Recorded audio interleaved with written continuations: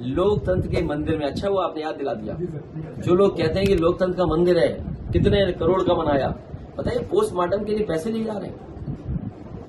Postmortem के लिए पैसे, ये क्या मुख्यमंत्री है, क्या उनके डिप्टी सीएम है? डिप्टी सीएम का स्वास्थ्य खराब है मुझे लगता है, जिन्हें ये दिखाएंगे जरा कि किस तरीके से अस्पताल चल रहे हैं। मेडिकल कॉलेज बर्बाद कर दी, क्या सफाई का अस्पताल देखने आए थे? क्या देखने आए थे कि बिल्डिंग कब बनेगी? मैं सरकार से जानना चाहता हूं, मैंने on the floor of house कहा था पार्लियामेंट के, विधानसभा के, कि ये बताइए क्या शाहपुर जी, पालन जी, जो देश की सबसे प्रतिष्ठित कंस्ट्रक्शन कंपनी है, वो सफाई का मेडिकल कॉलेज बना रही थी, आखिरकार तुमने अपने लोगों को संतुष्ट करने के लिए, खुश करने के लिए, कमीशनबाजी के लिए ठेका दिया आपने अपने लोगों को, और एक सबसे प्रतिष्ठित कंपनी को आपने ठेके से बाहर कर दिया। ये सोचिए, ये हालत है इनकी। तो इनका स्वास्थ्य अच्छा विभाग है, इनका खुद स्वास्थ्य गड़बड़ा गया है। इस लोकतंत्र को बचाने के लिए और ये देखिए, और ये याद रखिए, मैं आपके सामने, इतने कैमरों के सामने बड़ी जिम्मेदारी के साथ कह सकता हूं, पूरी भारतीय जनता पार्टी भूमाफिया बन गई है। मैं इस बात को दोबारा दोहराता हूं। मुख्यमंत्री जी यहां आए थे मैनपुरी, सरकार पूरी यहां थी। मैं तो कहूंगा कि रजिस्ट्री ऑफिस से वो रजिस्ट्रियां निकलवाइए, किस पार्टी के नेता सबसे ज्यादा भूमाफिया बनकर के आए। और ये बात केवल मैं मैनपुरी की नहीं बोल रहा हूं, आप अयोध्या की रजिस्ट्रियां निकलवा लो, सबसे ज्यादा रजिस्ट्रियां किस दल के लोगों की हैं? सबसे बड़ा भूमाफिया उत्तर प्रदेश में अगर कोई है तो भारतीय जनता पार्टी के लोग हैं। इस अयोध्या निकाल लीजिए, आगरा निकाल लीजिए, वाराणसी निकाल लीजिए, आप लखनऊ निकाल लीजिए। समाजवादियों का, या उन्हें लगेगा कि बीजेपी का नहीं है तो बुलडोजर आ जाएगा, लेकिन वही प्रशासन बीजेपी के लोगों के लिए जमीनी कब्जा करवाएगा। तालाब कब्जा हो गए, आप देख लीजिए, अगर कोई तालाब है और बीजेपी वालों की नजर पड़ गई तो समझ लेना वो तालाब नहीं, वहां प्लॉटिंग हो जाएगी। इस लोकतंत्र को बचाने की समाजवादी पार्टी क्या नीति अपनाने जा रही है? भाई, हम बुद्धिजीवी हो, पढ़ा लिखा मानते हैं आपको। वो किस समुद्र में तैरे थे बता दो। अरे भाई, तुम ये जब फेल हो गया 10वें के बाद 12वें करना जा रहे हो, फिर 12वें के बाद 10वें करने जा रहे हो। तुम 46 से 56 वाले तो नहीं हो। मैं पूरा सवाल के जवाब। साल में उनको सजा सुनाई गई, तो लगातार वहां से माफी के लिए मांग कर रहे थे। हाँ, ये ठीक बात। सावरकर माफ कर रहे थे, और महात्मा गांधी से भी कहा था। लेकिन क्या था उस समय, इतिहास हर व्यक्ति अपने हिसाब से तोड़ मरोड़ के पेश करता है। इतिहास कभी नहीं बदला जा सकता, इतिहास नहीं बदला जाता, लेकिन राजनीतिक पार्टियां हैं वो तोड़ मरोड़ के पेश करती हैं। हाँ, ये मैं सहमत हूँ।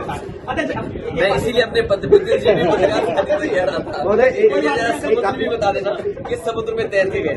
इस लोकतंत्र को बचाने के लिए समाजवादी क्या संघर्ष करेगी, क्या स्टेप उठाएगी? जो आपको निमंत्रण मिला था सभी लोगों, पता नहीं घर खाना बांध के तो नहीं ले गए थे या पहले से बताया हुआ ये बना के रखना। यकीन से मुझे इस बात का यकीन है कि इस बात, ये जो खाना खाने का सिलसिला है, हम भी खाते हैं, सब लोग खाते हैं। आज इनके घर खाया मैंने, कहीं और भी खाते हैं हम।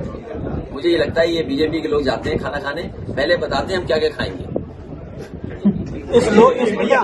अरे मैं तो आपसे कहूंगा, जिस भी आप क्रांतिकारी या महापुरुष का नाम लो, जिसको भी बीजेपी जिस रूप में देखती हो, अरे सच्चाई तो जानो। अगर सच्चाई जानोगे, अगर सच्चाई के साथ कोई फिल्म आए तो अच्छी बात है। आप केवल अपने स्वार्थ के लिए, जनता को गुमराह करने के लिए फिल्में बनाएं तो ये जनता और 2024 में आगामी जो कांग्रेस है वो दिख रहा है कि सपा के लिए उज्जवल है, और कहीं न कहीं भाजपा को रोकने की पुरजोर कोशिश करेंगे, वो कामयाब होंगे। लेकिन उस मंदिर का आपने विरोध किया, संविधान का मंदिर था, उसी में आप लोग बैठेंगे, वो जनता का पैसा, व्यक्ति किसी का नहीं है। मोदी आज है, मोदी घर के खून नहीं लेके जाएंगे। नहीं, और उसमें सर साधु संत, सर उस उद्घाटन के अवसर पर साधु संत थे, क्या वाकई में ये लोकतंत्र जो संविधान चल रहा है क्या साधु संतों से चलेगा? देखिए, मैं अपने पत्रकार साथी ने बहुत अच्छा सवाल पूछा कि लोकतंत्र का मंदिर जो इतने बड़े रूप में बना हो, उसके उद्घाटन में हम लोग नहीं गए। ये इसलिए हम लोगों ने संदेश दिया, और खासकर हमने संदेश दिया कि अगर देश की राष्ट्रपति महिला हैं, आदिवासी हैं, और हमें आपको पन्ने पलटने चाहिए। जिस समय यही भारतीय जनता पार्टी दूसरे दलों से राष्ट्रपति चुनाव के लिए वोट मांग रहे थे, तो क्या क्या नहीं बता रहे थे।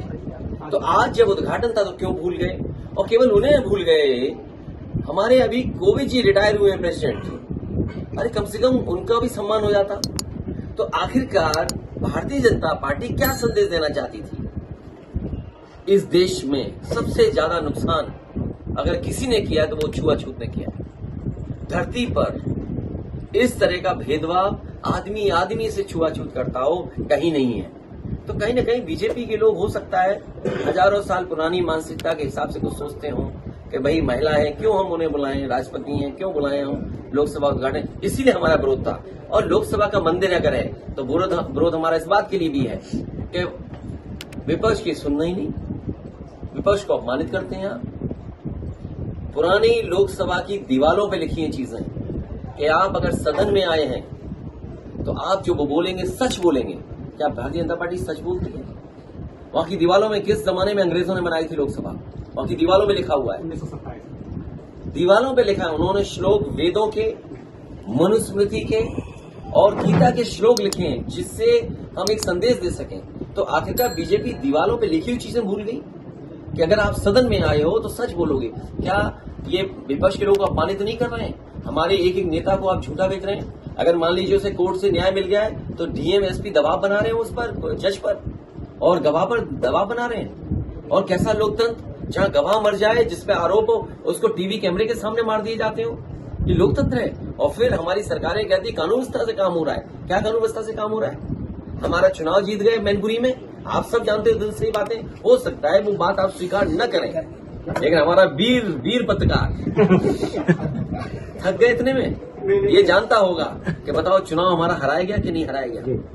तो सोचिए आप, एक जगह नहीं है, कई घटनाएं बता सकते हैं, कई जगह बता सकते हैं जहां पर बीजेपी ने वोट छीना और समाजवादी पार्टी को हराने का काम किया। इसके भाई को खुद हरा दिया। इसके भाई कितने पढ़े लिखे होंगे मेरी जानकारी नहीं है कि कितना पढ़े लिखे होंगे, इतिहास के बारे में कितना जानते होंगे।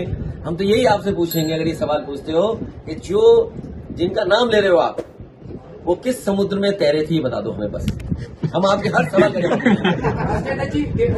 अरे भाई वो हमारी इंटरनल समस्या है, उसका समाधान कुछ कर दिया कुछ हो जाएगा। और ये समस्या ऐसी होती है कई बार कोई बात हो गई तो उसमें माफी और आम सहमति बन के खत्म हो जाता है।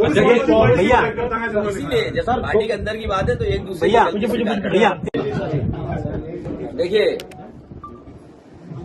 ये जो कार्यभाग वाला सवाल आपने पूछा है, अगर नीति आयोग के सही आंकड़े आप निकालोगे कि उत्तर प्रदेश शिक्षा के क्षेत्र में, उत्तर प्रदेश भ्रष्टाचार के मामलों में, उत्तर प्रदेश स्वास्थ्य के मामलों में, उत्तर प्रदेश इंफ्रास्ट्रक्चर के मामले में, उत्तर प्रदेश महंगाई के मामले में कहां खड़ा है, मुझे तो ये लगता है कि पिछले 3 कार्यवाहक डीजीपी जो लगातार उत्तर प्रदेश को मिले हैं, मुझे तो ये महसूस हो रहा है कहीं उत्तर प्रदेश के मुख्यमंत्री भी कार्यवाहक तो नहीं है, उत्तर प्रदेश का डीजीपी कार्यवाहक नहीं है, उत्तर प्रदेश के मुख्यमंत्री कार्यवाहक है। क्योंकि अगर नीति आयोग के अगर आंकड़े आप देखोगे तो किसी क्षेत्र में काम ही नहीं हुआ। आप मैनपुरी के रहने वाले हो, क्या मिला मैनपुरी को बताओ आप? जिन सड़कों पे जितना गड्ढा हो गया, ये गड्ढा सरकार नहीं भर पा रही। आप अस्पताल में क्या इलाज दे रहे हो? अभी जब मैं इस घर में घुसा हूं तो मुझे एक व्यक्ति मिला गरीब, उसने कहा कि मेरा कहीं गलत इंजेक्शन लगा दिया जिसकी वजह से मेरे बेटा चला गया। सोचो आप, अगर डॉक्टर सही दवा न दें, समय पे इलाज न दे सकें, समय पे ऑपरेशन न कर सकें और गलत इंजेक्शन लगा किसी की जान ले लें, तो ये कहां की व्यवस्था है? और आप स्कूल कॉलेजों में पढ़ाई देख लो क्या हो रही है, सब बर्बाद कर दिया।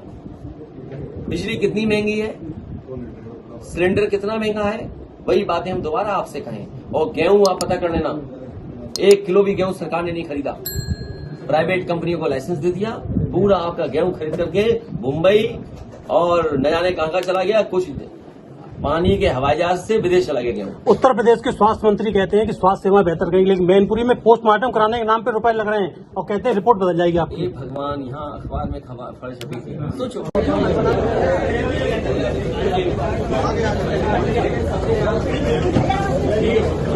भैया भैया 2024 में कैसे रोक पाएंगे सर? आपको देखिए, जो हमारे किन्नर भाइयों ने संदेश दिया है और बीजेपी चाहती है कि न्याय आप हाथ में ले लें, लेकिन हम अपने लोगों से कहेंगे न्याय हाथ में न लें, न्याय के लिए आगे ना आए। किन्नर भाइयों ने जो करके दिखाया है उससे बड़ा संदेश कुछ नहीं हो सकता। सोचिए, उन्होंने कपड़े उतारे, पुलिस की लाठी छीनी, और जिन प्रशासन के लोगों ने उनका रिजल्ट बदला था, उन्हें पीट पीट करके रिजल्ट ले लिया। डिप्टी सीएम ने अमेठी में एक दलित के घर भोजन किया, कैसे देखते हैं इसको? सबसे बड़ी लोकसभा जिसके बारे में न जाने क्या क्या सपने दिखाए जा रहे हैं, क्या उसका उद्घाटन हुआ? उसी दिन पुलिस जाकर के पहलवानों को गिरफ्तार कर रही है। ये संदेश दे रहे बीजेपी के लोग कि हम न संविधान को मानते हैं न कानून को मानते हैं। जो लोग आवाज उठाएंगे उनकी आवाज बंद कर देंगे। बीजेपी को फैसला लेना है, भारतीय जनता पार्टी को बताना है कि जो नारा कभी उन्होंने दिया था, बेटी बचाओ बेटी पढ़ाओ, क्या इस तरह अन्याय कर करके बेटी बचेंगी, बेटी पढ़ेंगी, या बेटियों का सम्मान होगा? और कहीं न कहीं देश की हर बेटी देख रही है इन तस्वीरों को। तो क्या लगता है इस देश की नारी देख रही है। इस अपमान का बदला एक एक नारी आने वाले चुनाव में भारतीय जनता पार्टी के खिलाफ मतदान करके देगी। भैया, जिस तरीके से फिल्मों में जिस तरीके से पहले कश्मीर फाइल, उसके बाद केरला फाइल्स और अब वीर सावरकर के ऊपर जो फिल्म आ रही है, क्या लगता है कि भविष्य की राजनीति फिल्में अब मुझे नहीं पता किस चैनल पे आप